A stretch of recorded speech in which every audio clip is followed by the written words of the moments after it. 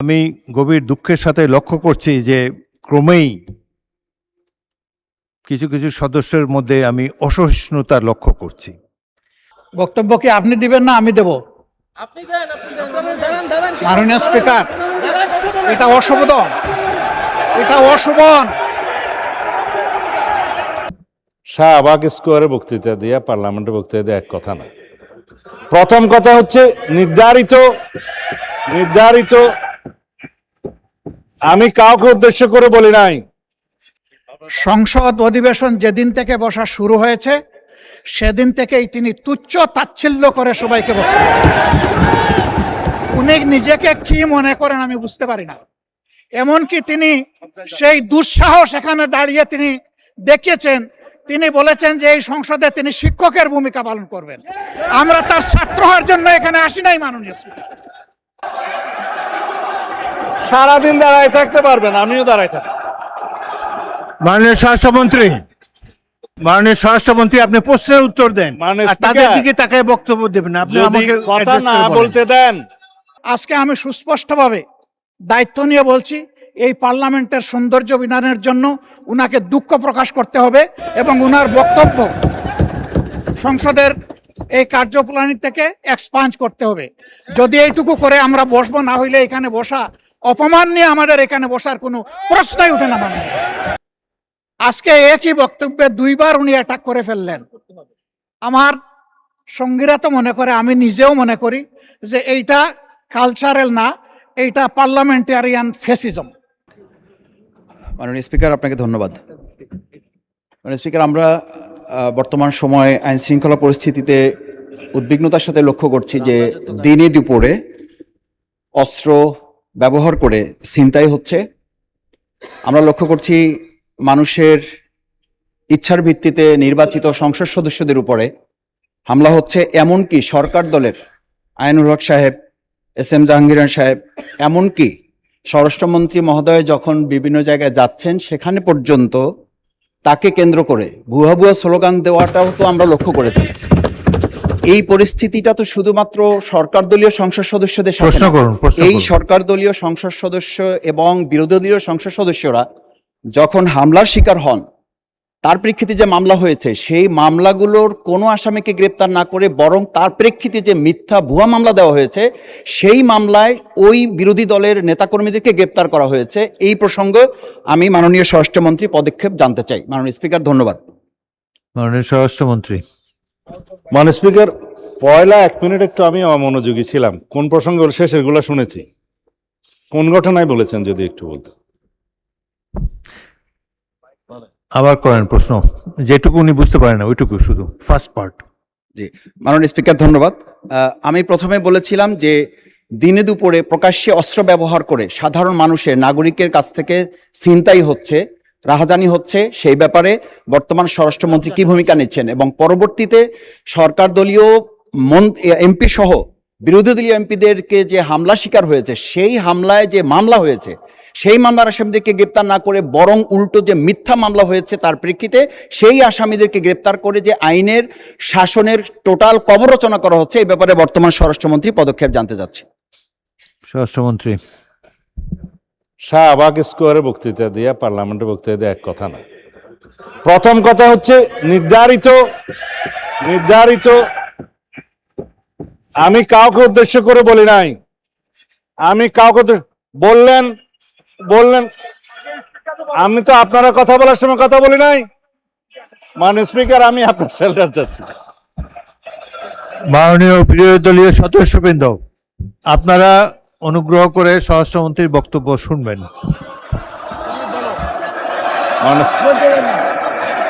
Yes, I withdraw. ঠিক আছে।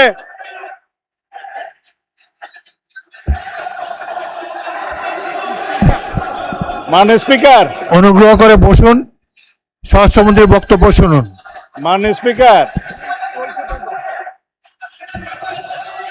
মাননীয় সদস্যবৃন্দ, অপেক্ষা করুন।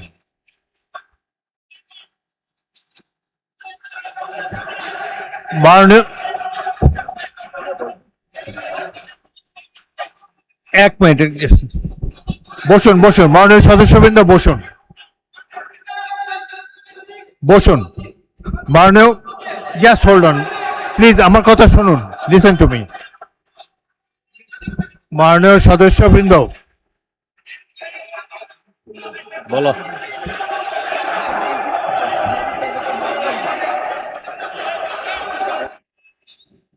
হয়েছে তো, অনেকক্ষণ বলেছেন। এখন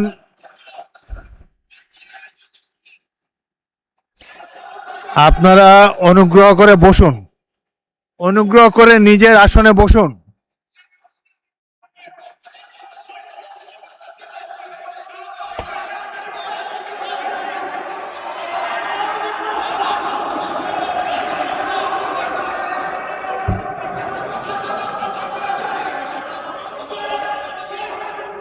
মাননীয় সংসদ সদস্যবৃন্দ,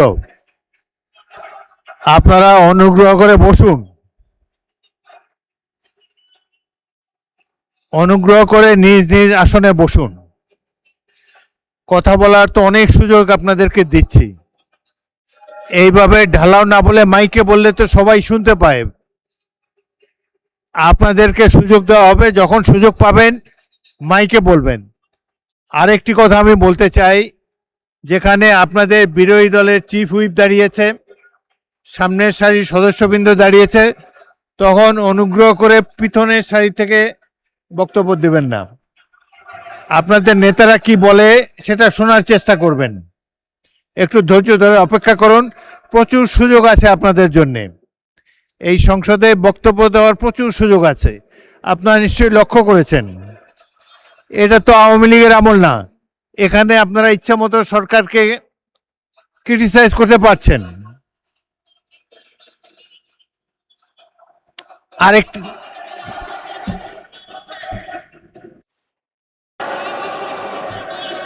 মাননীয় সদস্যবৃন্দ বসুন, প্লিজ অপেক্ষা করুন, বসুন বসুন বসুন।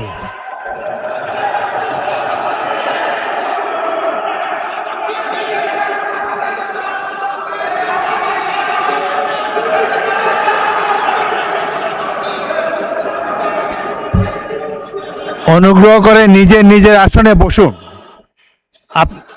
আপনাদেরকে বারবার অনুরোধ করছি, আপনাদেরকে স্পিকারের আসন থেকে বারবার অনুরোধ করা হচ্ছে, অনুগ্রহ করে বসুন। আপনাদের তো উত্তর দেওয়ার সুযোগ পাবেন।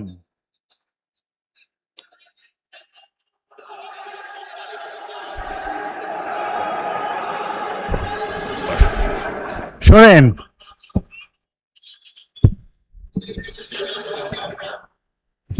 আপনারা স্বরাষ্ট্রমন্ত্রীর উত্তর শুনুন, তারপর যদি প্রয়োজন হয় আপনারা বলতে পারবেন। কিন্তু এই যে স্পিকারের কথা বলার সময় যে জোশটা আপনারা দেখাচ্ছেন, এটা সংসদ পরিপন্থী কাজ। সংসদের রীতিনীতি মেনে কার্যক্রম পরিচালনা করতে হবে। আপনাদের কাছ থেকে আমি সহযোগিতা কামনা করছি। মাননীয় মাননীয় না না না না ঠিক,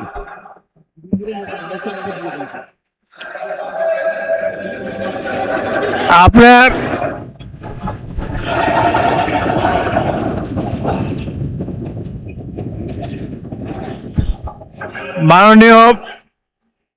মাননীয় স্বরাষ্ট্রমন্ত্রী বক্তব্য দেবেন, তারপর আমি বিরোধী দলের নেতাকে দেব।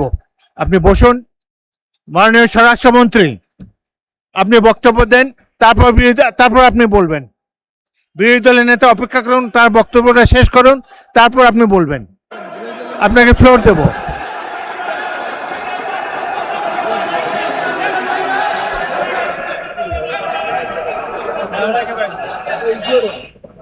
মাননীয় সদস্যবৃন্দ, প্রশ্ন উত্তরের সময় একজন মন্ত্রীকে যদি উত্তর দিতেই আপনারা না দেন, উত্তর উনি দিন, তারপরে যদি উত্তর পছন্দ না হয় আমি বিরোধী দলের নেতাকে মাইক দেব।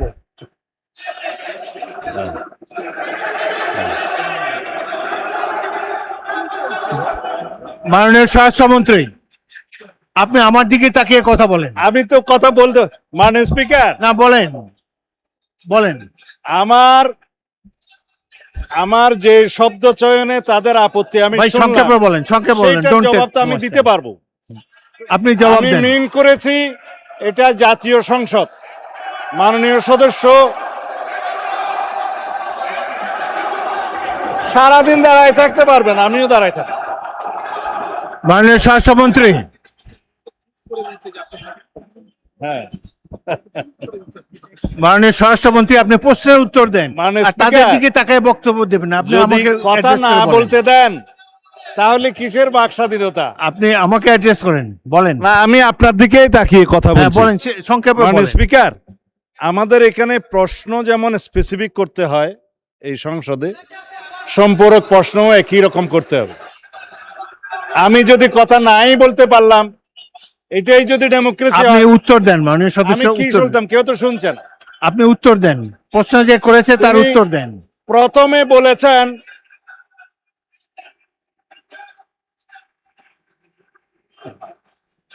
আপনারা কি স্বরাষ্ট্রমন্ত্রীর বক্তব্য শুনতে রাজি না?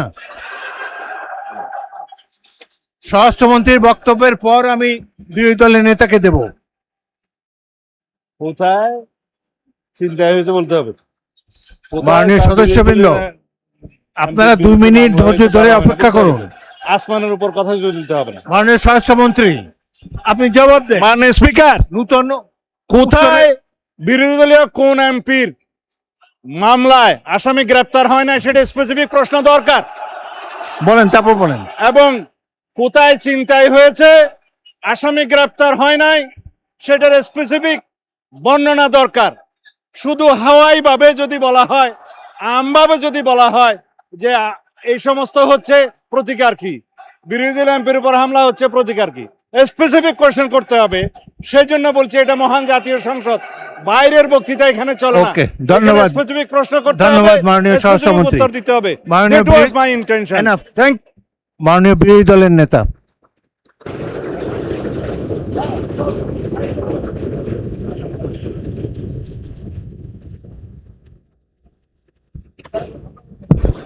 মাননীয় স্পিকার, আপনাকে ধন্যবাদ।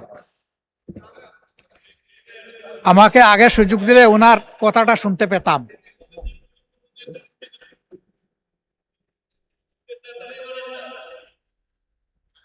বক্তব্য কি আপনি দিবেন না আমি দেব? মাননীয় স্পিকার, এটা অশোভন, এটা অশোভন। আমার বক্তব্যের সময় যদি এইভাবে কমেন্টস করা হয় তাহলে আমার এখানে দাঁড়ানোর প্রয়োজন নেই। বলেন মাননীয় বিরোধী দলের নেতা, বলুন আপনার বক্তব্য বলুন। আপনি মাননীয় স্পিকার, আমি সম্মানিত সংসদ সদস্য এবং স্বরাষ্ট্রমন্ত্রীর প্রতি সম্মান রেখে বলতে চাই, আজকে নতুন করে তিনি এই শব্দগুলো উচ্চারণ করেন নাই। সংসদ অধিবেশন যেদিন থেকে বসা শুরু হয়েছে সেদিন থেকেই তিনি তুচ্ছ তাচ্ছিল্য করে সবাইকে বক্তব্য। উনি নিজেকে কি মনে করেন আমি বুঝতে পারি না। এমনকি তিনি সেই দুঃসাহস এখানে দাঁড়িয়ে তিনি দেখিয়েছেন, তিনি বলেছেন যে এই সংসদে তিনি শিক্ষকের ভূমিকা পালন করবেন। আমরা তার ছাত্র হওয়ার জন্য এখানে আসি নাই। মাননীয় স্পিকার, শিক্ষকতা করতে হলে তিনি একটা ইউনিভার্সিটি খুলুন, ওখানে যার পছন্দ গিয়ে ভর্তি হবে, ওনার লেকচার শুনবে। আজকে একই বক্তব্যে 2 বার উনি অ্যাটাক করে ফেললেন।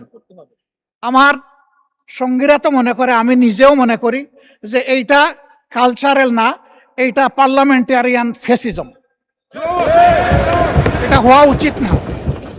উনি এই পল্টন আজকে নতুন করে বলেন নাই, হিট দিয়ে কথা বলেন নাই।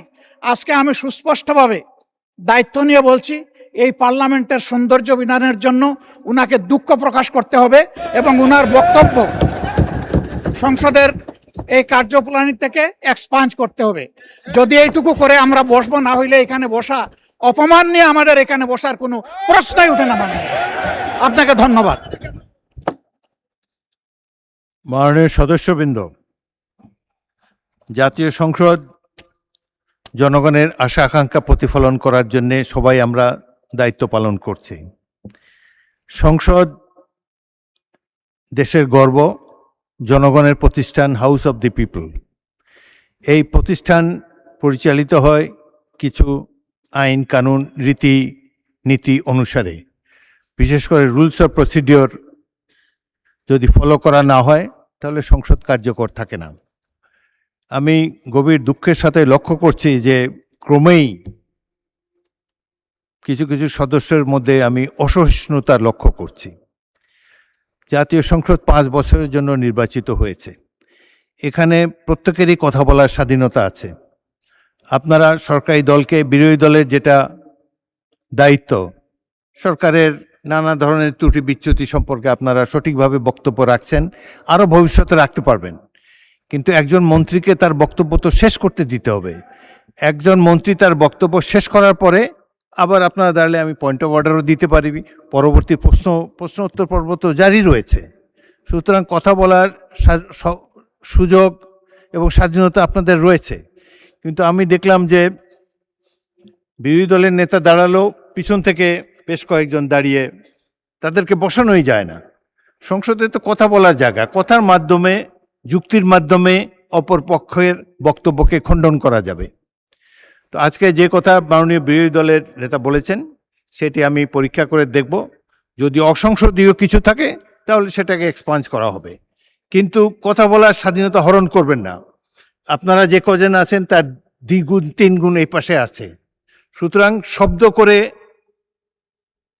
বিচারের বাণীকে স্তব্ধ করা যাবে না। আমাকে সংসদ পরিচালনা করতে দিন। আমি আমার জ্ঞান বুদ্ধিমতো নিরপেক্ষভাবেই সংসদ পরিচালনা করার চেষ্টা করছি এবং আপনাদের সকলের চেয়ে অনেক অনেক বছর, 40 বছর এই সংসদে আছি। অতীতের সংসদগুলোর অনেক খারাপ রেকর্ড আছে। এই সংসদে, বাংলাদেশের সংসদে স্পিকারকে হত্যা পর্যন্ত করা হয়েছে। সুতরাং অতীতের দিক থেকে তাকিয়ে আমি তো মনে করি একটি ভালো সংসদ আমরা পেয়েছি, জনগণের সঠিক নির্বাচনের মাধ্যমেই পেয়েছি। আপনারা উভয় পক্ষকে আমি ধৈর্য ধারণ করার জন্য অনুরোধ জানাবো।